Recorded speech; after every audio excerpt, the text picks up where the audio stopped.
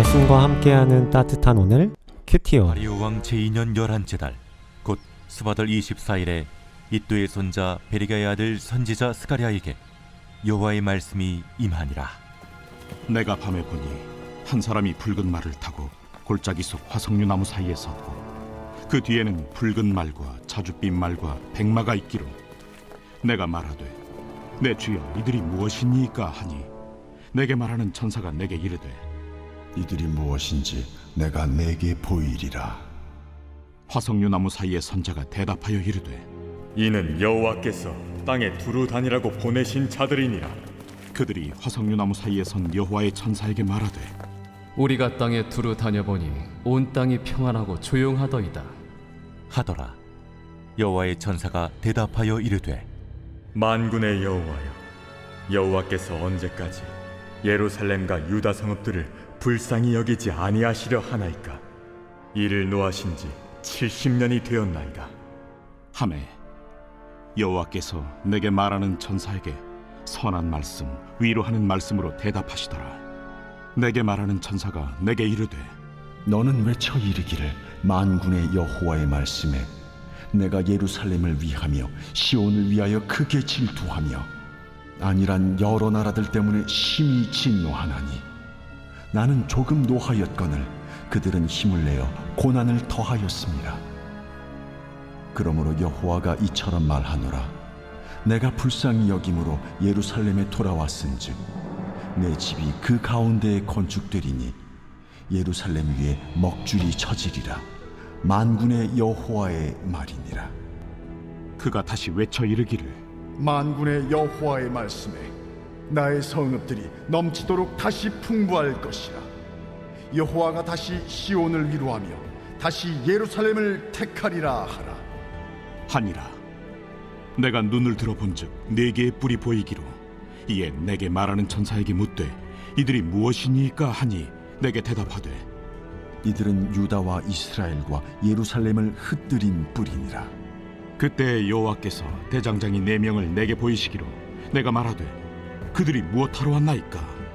그 뿔들이 유다를 흩뜨려서 사람들이 능히 머리를 들지 못하게 하니 이 대장장이들이 와서 그것들을 두렵게 하고 이전의 뿔들을 들어 유다 땅을 흩뜨린 여러 나라의 뿔들을 떨어뜨리려 하느니라. 10월 14일 화요일의 큐티온을 기도로 시작하겠습니다. 사랑과 은혜 아버지 하나님 감사합니다. 깊어져가는 계절 가운데 우리를 오늘도 살게 하시니 감사합니다. 살아가는 이 순간, 이 시간 주님의 말씀을 붙들기 원합니다. 말씀하여 주시고 또 귀담아 듣는 저희들 될 수 있도록 인도하여 주옵소서. 감사드리며 예수님의 이름으로 기도합니다. 아멘. 오늘 말씀은 스가랴서 1장 7절부터 21절까지의 말씀입니다. 1장 7절부터 6장 8절까지의 말씀은 스가랴에게 보여주신 8개의 환상을 기록하고 있습니다. 하나님께서 이 시점 스가랴 선지자에게 8가지의 환상을 보여주신 이유는 이 8가지의 환상을 통해 성전 재건 과정에서 겪는 많은 어려움과 또 고통을 당하는 이스라엘 백성들을 위로하고 격려하기 위함입니다. 하나님께서는 택한 자들에게 사명을 주시고 또 그 사명을 잘 감당할 수 있도록 도우시는 분이기 때문입니다. 어떤 방해와 고난 가운데도 우리와 함께 하시며 능력 주시는 하나님을 신뢰해야 합니다. 8절에 나오는 화석류 나무는 이스라엘에서 흔히 볼 수 있는 관목이라고 합니다. 그래서 이스라엘을 상징하기도 합니다. 화려하고 웅장한 모습이 아니라 소박하고 때로는 수수해 보이기까지 하는 이 화석류 나무를 택하신 분은 바로 하나님이십니다. 이스라엘은 본래 가장 적은 수의 민족 중에 하나였습니다. 더욱이 바벨론 포로 생활을 마치고 돌아온 그 숫자는 채 몇만이 되지 않았습니다. 그들 가운데 여호와의 천사가 있었다는 말씀, 그러니까 화석류 나무 가운데 여호와의 천사가 있었다는 말씀은 겉보기에는 보잘것없고 약하지만 하나님이 함께 하심으로 지극히 영광스러운 자들이라는 뜻입니다. 12절에 여호와의 천사가 여호와께 말씀하기를 만군의 여호와여, 여호와께서 언제까지 예루살렘과 유다 성읍들을 불쌍히 여기지 아니하시려 하나이까? 이를 노하신 지 70년이 되었나이다 라고 말합니다.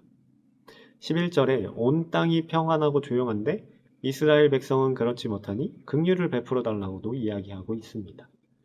하나님께서는 70년의 이 징계 기간이 끝나면 이스라엘을 다시 회복시켜 완전하게 하실 것이라 말씀하셨습니다. 이스라엘 백성들이 이 고국 땅으로 돌아오기는 했지만 아무것도 없는 황폐화된 곳이었기 때문에 여호와의 천사는 하나님께 간청합니다. 하나님께서는 선한 말씀, 위로하는 말씀으로 대답하십니다. 하나님의 자기 백성을 향한 진노는 영원하지 않습니다. 잘못으로부터 돌이켜 하나님 바라보기만을 간절히 원하는 하나님의 사랑 때문입니다. 죄와 사망을 가까이 할 수 없기에 하나님의 모습인 거룩한 삶, 성화의 삶으로 우리를 부르고 계십니다. 16절에 보면 내가 불쌍히 여김으로 예루살렘에 돌아왔은즉 내 집이 그 가운데 건축되리니 라고 말씀합니다. 또한 17절에 나의 성읍들이 넘치도록 다시 풍부할 것이라 말씀하십니다.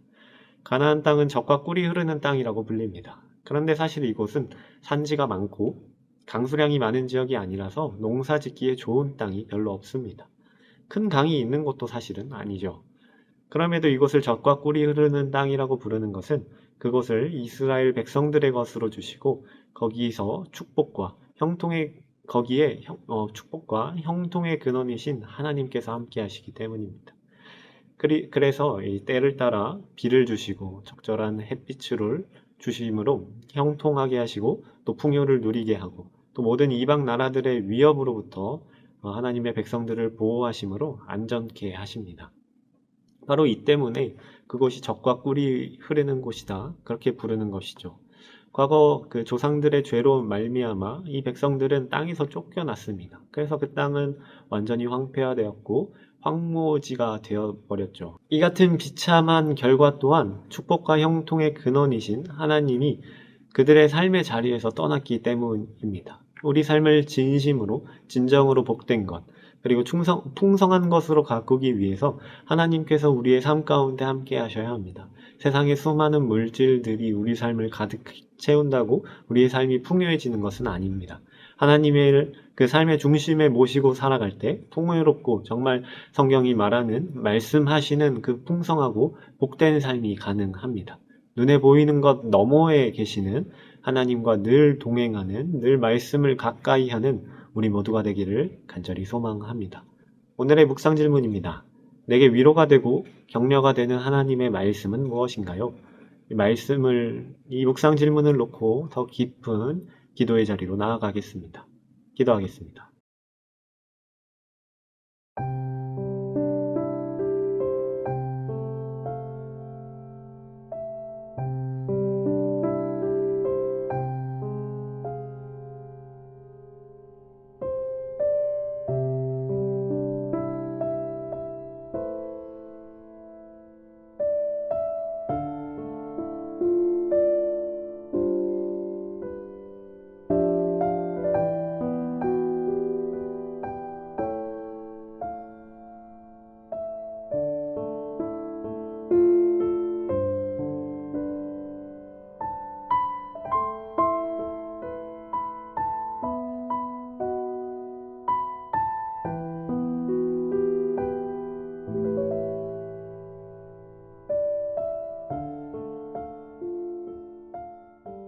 삶의 이유 되시고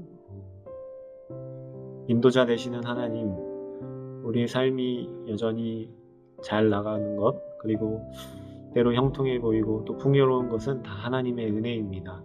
하나님이 아닌 그 어떤 것도 우리가 추구하는 것이 아니라 오직 하나님을 우리의 삶 가운데 두고 삶의 중심에 모시고 하나님께서 축복해 주시고 또 선언해 주시는 그 형통함 가운데 거하는 저희들 될 수 있도록 인도하여 주옵소서.